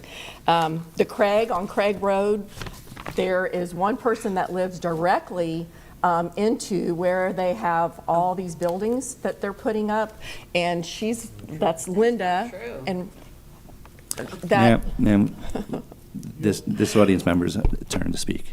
yes. You'll have a And- chance to rebut it. And then there's also Calvin and the Craigs who have lived on that road generations. So we have the names of the people on Craig Road that we could get, and Hidden Pines, which is right down from there. On my street is the one right past her across the road. I have our neighbors, some of the neighbors that have signed it. And then across the street on Friday Road, I have a couple people. He's one of our neighbors, but he didn't sign it. So these people are against any variance to this house. So I'm going to assume you're speaking in opposition to the variance request. And What I've done is, they moved in about 2019. You realize that you are presenting this into the record as so you can't have these back. Thank you. Can we get a copy of that too? Yes, you can.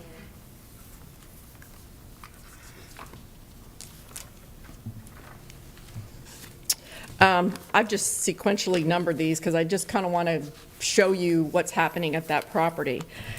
I filed a complaint against them because of the shed that was dilapidated and falling apart, and they had a semi. I think they got a citation to fix it. That's number one. Number two is just what you've said. This is a single-family residence. They have 2.1 acres. Number three is just where the code violation was. And number four is the permits that have been pulled on their house. I think I was the one that facilitated the last two because the shed was falling apart. That's number four. If I go to number five, they request all these sheds and outbuildings because they operate a plumbing company out of 1665 Friday Road. And if you look at the Department of State, it tells you the principal address for API Action Plumbing is their address. So if I go to page number 6, they had something filed against them, against Roxy and Cheri White, and it shows their API Action Plumbing address was 1665 Friday Road. Number 7 is a picture of an API van at their house. Number 8 is a picture of an API truck. Number 9 is a picture of all the cars of plumbers that come and park their car during the day. Then you get to number 10, which is one of the plumbing trucks and the guy loading up whatever they're loading up every day. Number 11 is just some more of their trucks that they park every night. Number 12, one of the other things that they're doing, and I don't know how they're permitted for this, is they have RVs on their structure. They have, I think it's a gooseneck, a fifth wheel, and a Class A. Number 12 shows, they hide it where you can't see it. Number 12 shows the Class A. If I go to picture number 13, it shows the fifth wheel. And these sheds, this is the shed that they're saying is on the corner of their property that comes into her property, Linda's property. That's number 13. Number 14 is the third RV that they have living there. We walk our dogs every day for years, so we've been watching this happen for years and thinking it's going to stop, and it never does. So number 15, she said that she has relatives living in there. Number 15, she filed an eviction on trailer number 2 for the names of Carl Matthews Zachas and Desiree Schroeder, so that they were removed from the premises. Number 16 is the garage. When they moved in, this is the building that she said was permitted by somebody else. This is the garage. If you go to number 17, this is what it looked on the top floor. Number 18 is what they've recently, within like a year, completed. They put air conditioning in, they've added a window to it, they've added steps going down, and they have a tenant in there now. We've met her. That's her car to the right. And number 19 is an ad for 1665 Friday Road, number 1, for the renter. Excuse me, I can't, I don't have any of the exhibits, I can't see them, but I don't know how this is relevant to the variance request. Because I'm going to move into that right now. Number 20 is a septic tank. They are digging a hole right by where those sheds are because they have all the trailers in their property, and they're moving it out to the edge of the property line, which is where she and another gentleman live on the next lot down, well, 2 lots down. And then 21 would be Roxy digging the hole. 22 is a huge hole. They have plumbing, electrical, they run pipes all the way out to that corner. which Mr. I Chair, don't- I'm gonna if I interrupt can just for a just quick second. interject for a second, and hopefully I can provide some clarity for you. Okay. So there are several code complaints against the property owner, and I'll go through them because some of them are relevant, most of them are not. So there's a code for sanitary and litter-free that's not part of the zoning code. There's a building code violation. There's a code for commercial vehicles, heavy equipment that is part of our code. There is a building code. There is setback violations that these variants would help remedy or would remedy. There's also the number of accessory structures that this board, if the board grants the variances, would remedy those situations. I'm just going through that. So some of the complaints would be rectified with the variances. However, I would suggest that if they're digging a septic system out there, then contact the health department. We have the septic. They dropped it a couple weeks ago. We saw Okay. them dumping the septic tank after they did a drain field, and she told me it was none of my damn business because she could put anything on her property that she wanted. We're here, So, ma'am, hold on. We're here just for the variance requests, and not code violations, just the variance requests. I don't know how do we move forward on this because she is just a violation. And our neighbors are all upset with her for what she's done to the property and what she's doing. I mean, I don't know that fifth wheels and RVs, she's got a trailer park there. I understand what you're saying. The problem is this board isn't here for that. This board is here just to hear the variance requests and make decisions based on the variance requests, not code violations. So not septic tank issues. There's other entities for that. So what do I do with all of the things that they're in violation of? That's still under the code. It's still open. The- Code that's- violation. And when I is. filed the Do complaint. you have any other comments based on just the variance requests? Just that we do not want them to get any variances to do anything with their property, and they need to go back to what they've had. Thank you. Are there any questions for this audience member? I have one question for you. Okay. At one point in your presentation, you said one of the structures comes into your neighbor's property. Can you clarify what you mean by that? Well, it borders right on, it borders right on her property. But does She's it the one cross where- does it cross into her property? I'm not sure where the property line is. No, Okay. it doesn't go onto her property, but it's onto her easement. Thank you. Is there any other audience members that would like to speak in favor or in opposition of this variance? And I'm just gonna ask that you speak in opposition or in favor of the actual variance requests and not some code violation or other issues that may be going on with the property. Please speak directly into the microphone. Are you speaking in favor or in opposition? Opposition.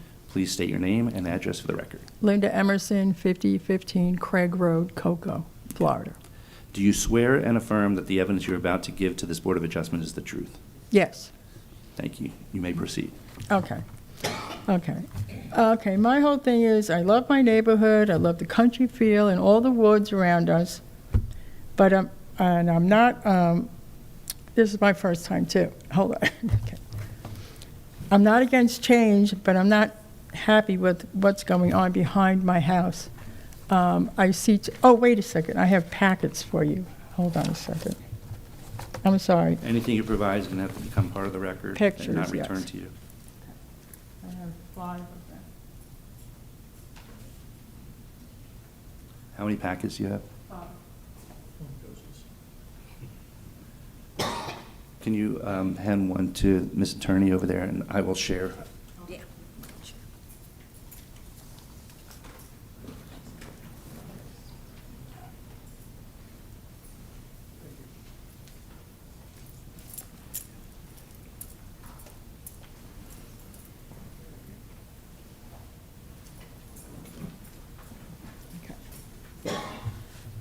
All right, my whole thing is, their property is changing the whole look of our neighborhood. So what I see from my kitchen door is that first page with the sheds and that unfinished shed, that giant shed behind me. That's right behind the fence in my yard. Okay?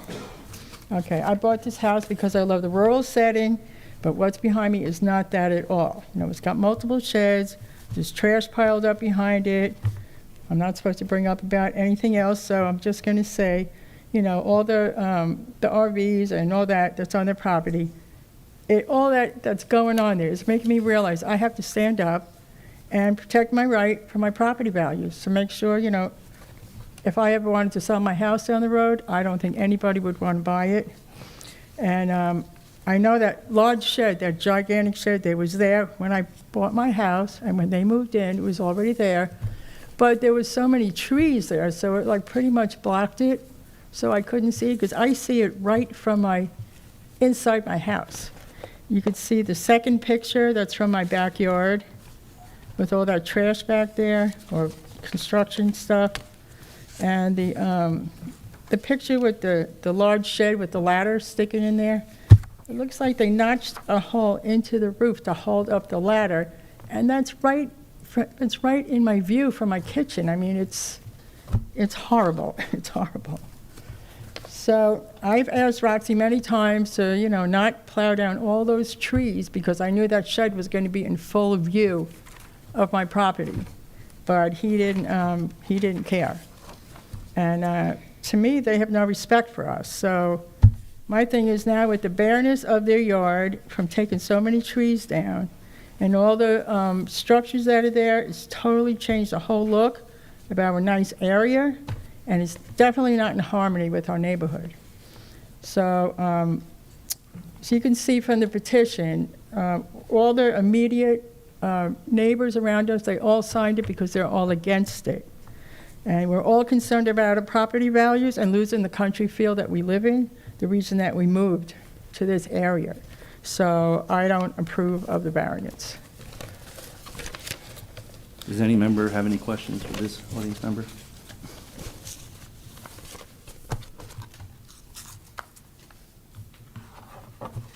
Mr. Huffman? No. No. I have a couple quick questions. Okay. We'll go to page 1, where you show 2 sheds that you see from outside your window. Are either one of those 2 sheds, do you know, out of compliance with code? I don't know that. How about any of the structures in any of the photographs that you presented to us? Are any of those out of compliance with code? Well, I don't know the footage that's allowed. I mean, according to the variance, everything is over, and it's right in our face, you know. So I don't know the laws about the footage, so I couldn't tell you that. But it's really very, very unsightly, and it's, you know, if all the trees were still there, it wasn't so bad when I moved in, because it wasn't as noticeable, because there were a lot of trees there, but they were all taken down. Mm-hmm. And I've asked many, many times, practically pleaded, I have to say, not to cut them, but it just didn't matter. So. All right, thank you. You may be seated. Is there any other audience member who would like to speak in favor or in opposition to this variance request? I have a question for the applicant when they come Yeah, back. sure. You know, seeing none, would the applicant please return to the podium? And ma'am, you could sit down. Thank you. We have some follow-up questions. Sure. And I'm I sure was you under have- the impression they weren't supposed to lie, but, So, hold on. We'll ask some questions, and then we'll give you an opportunity to make some comments. Okay. And we want to keep it professional, please. okay. My question is, are these the 2 new structures that were put in that you are requesting the variance for over the square footage?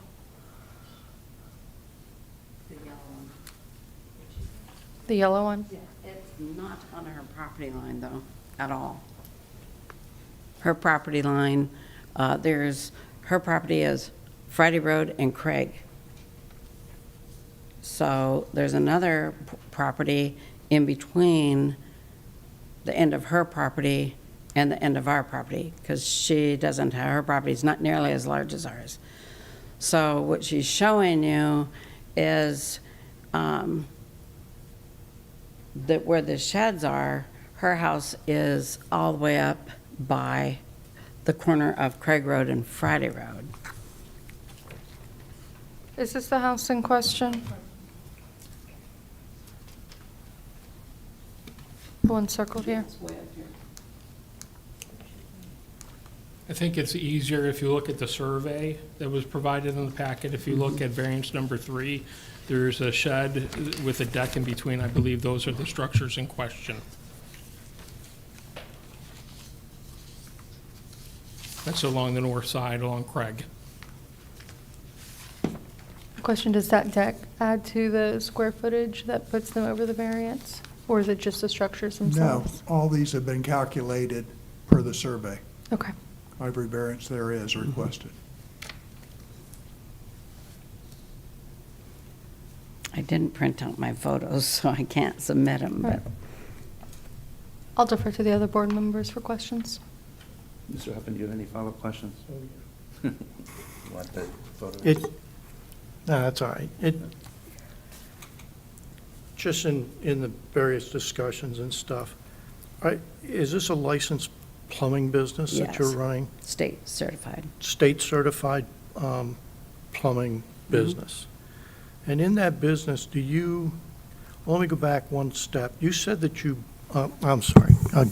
You said that you had a state structural stamp or whatever on the Both of the buildings. on the building, but you didn't understand that you had to pull permits to put that structure on your property? I didn't know that the county required. But you're running a plumbing business where you pull permits all the time. All the time, I do. And you didn't understand that permits are required? I find that hard to believe. I'm telling you right to your face, I'm finding that hard to believe. If you look at the I don't have to look at anything. building, it You has know a about permits. state certified. That's it. I thought if it was state certified like we are, then we were legitimate. Could you, if you had pulled a permit for that building, you would have known the setback requirements at that time? Yes. Correct.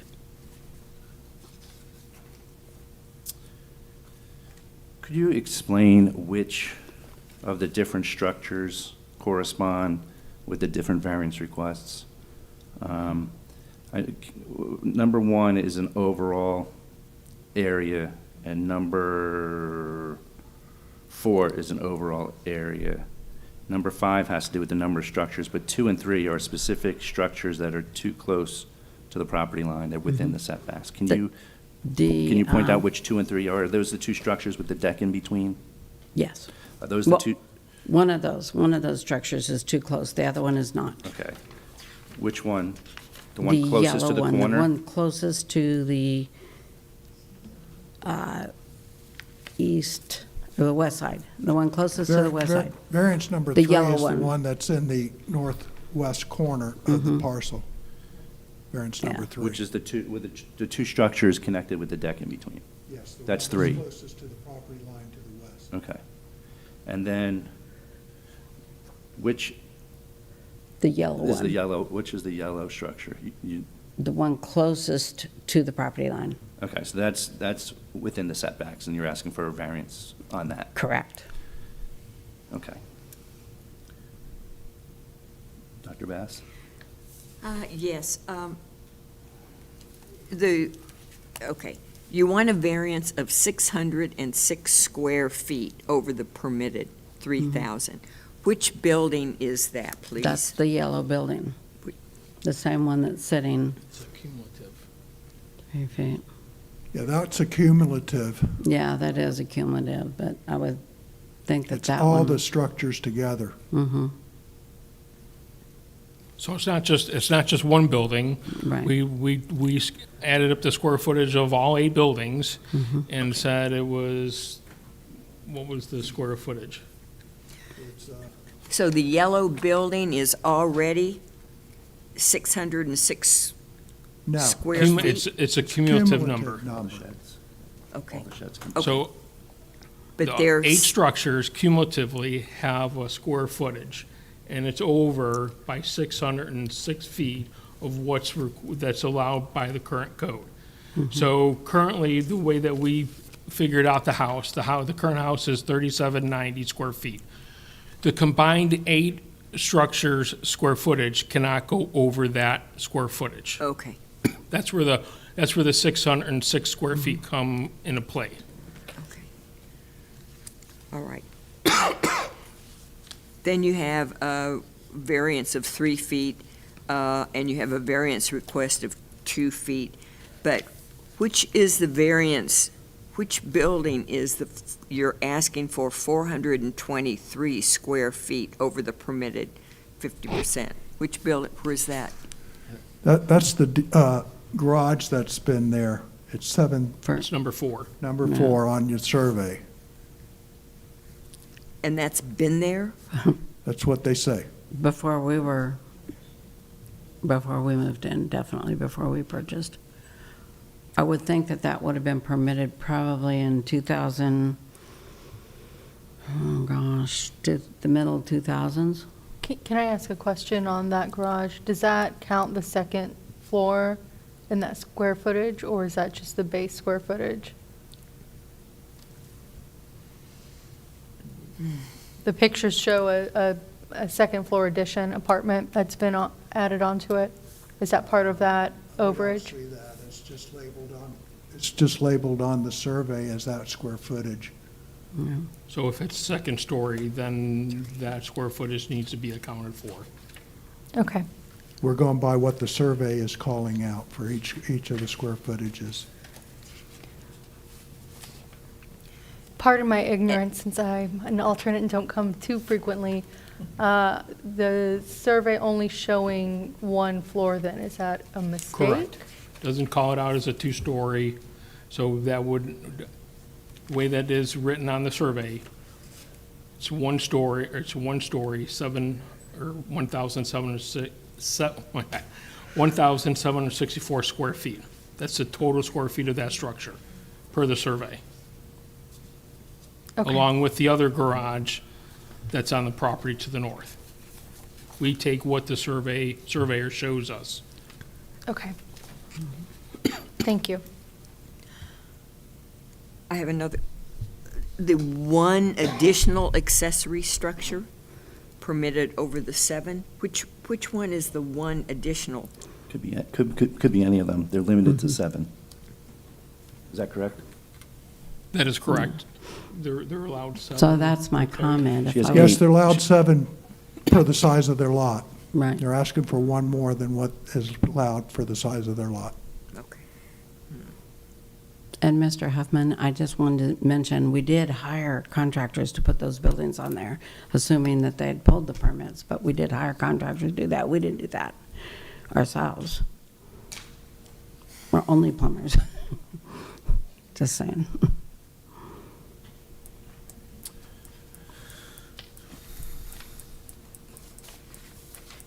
Does anyone else on the board have any more questions? Do you have any more comments or statements to make? I just, the immediate neighbors are not, that they're mentioning, are not immediate neighbors. In fact, I heard today, this morning, one of my neighbors came by and said they're trying to get her to sign a petition saying that we were doing all this work with no permits. We did permit the septic system. It's getting finalized Friday. So, you know, part of it is they just,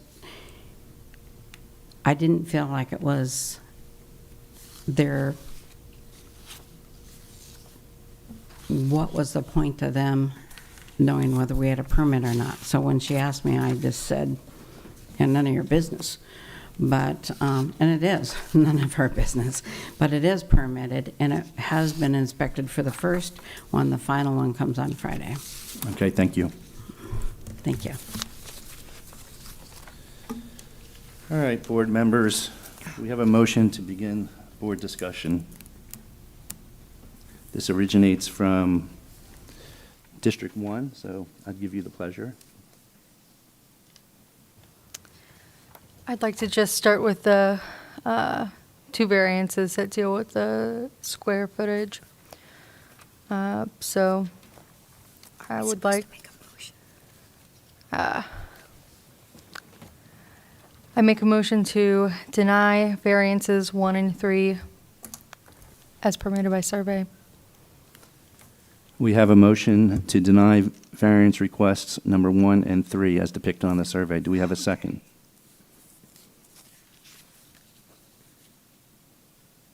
I'll second that. We have a second.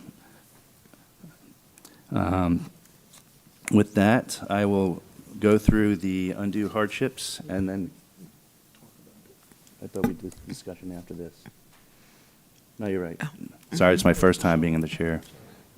Mr. Huffman has obviously been the chair before. All right. Okay. That will open the board up to discussion on this, this matter and the motion to deny variances 1 and 3. So I would just like to start with my discomfort with approving those two variances being that the square footage does not appear to be properly depicted on the survey, with that second floor not being shown. Perhaps somebody can educate me more if that's a mistake, but I don't feel comfortable approving a variance for a square footage that does not appear to be accurate to what we would be approving. And, okay. And one that you're referring to, is that the one that's 606 square feet over the permitted? 1 and 3. I know, but I'm, And, yep, that's one of I think them. it counts for both because the no, I'm just structure saying, is. what are you calling number one? The one that's 606 square feet over the permitted? Yes. Okay, and which And one the- are you calling number 3? When you're looking at the property appraisers, it has it at 1,760 square feet for that garage that's called out at 1,764 on the survey. So I think that it's correct per the property appraiser in the survey. It's called a recreation room. It's 1,760 square feet. So is that, really and I'd have to actually amend this anyways. I think it's variance number 4, not 3. Okay. So for Ah. the square footage, for both of those, is that, are we saying that square footage is accurate? It appears to be accurate. The property appraiser has it listed as a rec room, and it calls it out for 1,760 square feet, which is 4 square feet less than what the surveyor's calling it. Okay. And that's the one that's listed here as 423 square feet over the permitted 50% of the living? Yes, that's the item number 4. Okay. Would you like to amend your motion? Yes. Yeah, I would like to move to amend the motion to be variance numbers 1 and 4 for the I'll square second footage. that. All right, the amended motion is to deny variance requests number 1 and 4. We have a motion and a second. So we'll continue discussions on the amended motion.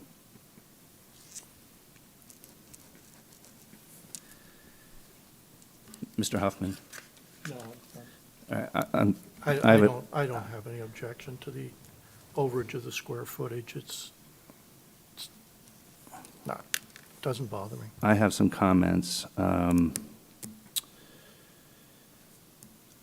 be more inclined to support a smaller structure, a smaller shed encroaching on the property line within the setbacks than a larger structure for obvious reasons, aesthetics of the neighborhood, encroaching onto the neighbors.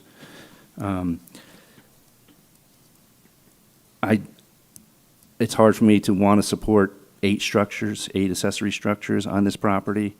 So, I'm going to, my comments are going to be in support of removing at least one of the structures. With that, it would change all the calculations on the square footages of the overall totality of the structures, of the 8 accessory structures, and then the one in variance number 4 for the one accessory structure that's 423 square feet over the 50% of the living area. So that changes just by not supporting 8 accessory structures, and the variance request of that additional one structure, and not being supportive of the larger accessory structures being the ones that are encroaching at the property lines. I'm having a tough time then being able to support any of the 5 because they are all affected by those, and that's my position. No, I have nothing. I've already asked my questions. Is there any other discussion? Do we want to amend the motion? Or? I'll amend the motion. Instead of being variances 1 and 4, to include all the variances. We have a And motion move to to deny deny. all 5 variance requests as depicted in the survey. Do we have a second? I'll second it. We have a second. With that, I will go through the undue hardship worksheet. In order to authorize any variance, the Board of Adjustment, through a majority vote, must find all the following factors to exist: that special conditions and circumstances exist which are not applicable to other lands, structures, or buildings in the applicable zoning classification; that the special conditions and circumstances do not result from the actions of the applicant; that granting the variance requested will not confer on the applicant any special privilege that is denied by the provisions of this chapter to other lands, buildings, or structures in the identical zoning classification; that literal enforcement of the provisions of this chapter would deprive the applicant of rights commonly enjoyed by other properties in the identical zoning classification under the provisions of this chapter, and constitute unnecessary and undue hardship on the applicant; that the variance granted is the minimum variance that will make possible the reasonable use of the land, building, or structure; that the granting of the variance will be in harmony with the general intent and purpose of this chapter, and that such use variance will not be injurious to the area involved or otherwise detrimental to the public welfare. With that, I will now call for a vote. All in favor for the motion to deny all 5 variance requests as depicted in the survey, say aye. Aye. Aye. Any opposed to the motion? With that, all 5 of your variance requests fail. But you can modify and resubmit at a future time. All right, thank you. Yes, you will not be able to submit a variance for the same variances that were denied. It has to be a different variance for each of them.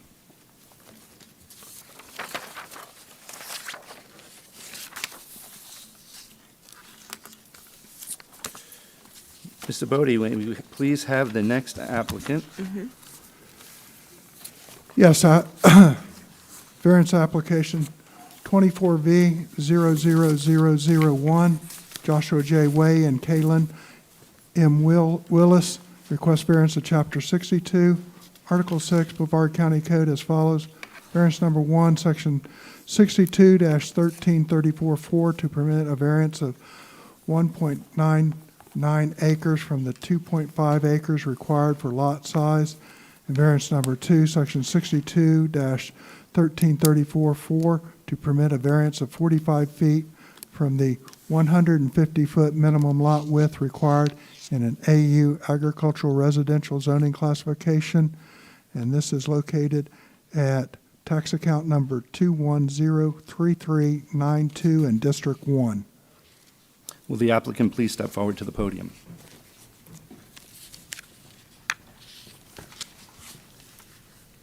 Please state your name and address for the record.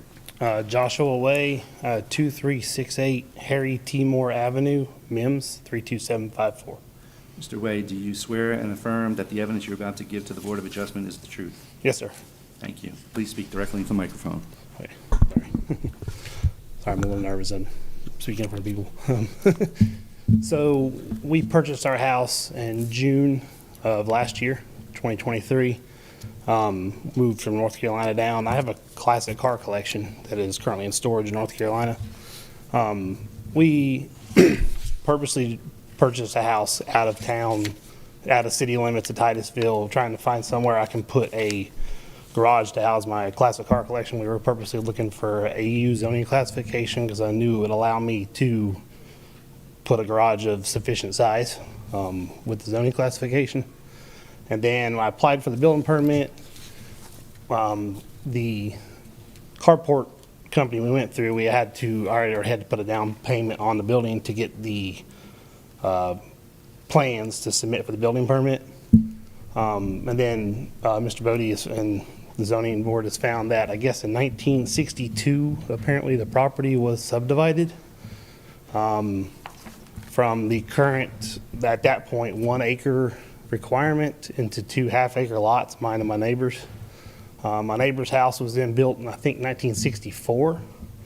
It didn't get caught then. And then 1979, it was revised to, I think, 2.5 acres. And then my house was built in 2006 on that lot. We just purchased it last year. So I'm mainly just requesting a variance to remain zoned as it has been since the 1960s as AU, to allow me to build my accessory garage. It's going to be behind the house, not barely in view of the road or any of the neighbors' properties. Your application arises in District Number 1, which is Ms. Partridge again. Lots for me today. It's a great challenge. Just my first question here, looking at the survey and looking at the aerial photos, is that just the lot behind you? I don't see any houses or any structures there. No. Do you know what that property is used for? The lot behind me actually is owned by the church, and all the neighborhood kids with the church, they have like a little racetrack built back there for four-wheelers and stuff. Okay. And a question for staff, just looking at the survey, I see some smaller AU. They appear smaller in square feet than this lot on the survey. Are those being used for houses? Do you know? The AU, AU is a agricultural residential zoning Right. classification. right, so like lot, I don't know, 735 on here, that's AU. It looks to be a much smaller lot. Do you know if that also? AU requires 2.5 acres to meet the minimum standards. However, this lot was subdivided to a current configuration, which is 1 acre. No. The parcel was 1 acre whenever it was required. AU zoning required 1 acre. In 1975, it was evaluated to 2.5 acres. This property was subdivided in 1964. So they took a 1 acre parcel that met the requirements and subdivided it in 1964 into 2 half-acre parcels, which made them inadequate to the AU size. Today, the AU requirement is 2.5 acres. Understood. That's my main question. Thank you. Mr. Hoffman?